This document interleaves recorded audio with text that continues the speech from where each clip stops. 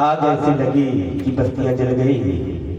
आग ऐसी लगी कि बस्तियां जल गई, आग में बड़े बड़े हस्तियां जल गई। मेरा घर जला इस बात का गम नहीं, मेरा घर जला इस बात का गम नहीं, गम इस बात का है मेरे दोस्त कि आपके समय पुनः समाप्त हो गए, पुनः समाप्त हो गए। उस घर जाना है मुझे,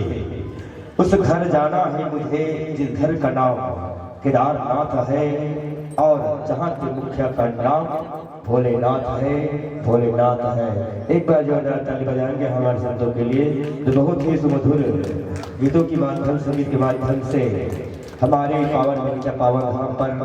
गंगा की अरवल धारा का एक हमें डुबकी लगाने की पुण्य अवसर में प्राप्त हुआ। समस्त ग्रामवासी की ओर से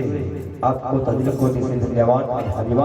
प्रेषित करते हैं, और साथ ही साथ प्रत्येक पंडित को दी जाने वाली सदाबहार प्रेम दुलार की राशि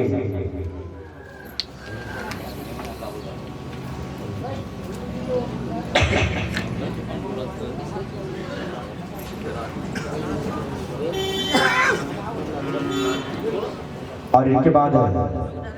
तैयार रहेंगे जय मां शीतला भवानी जैसे जगराता परिवार शिव को पड़ी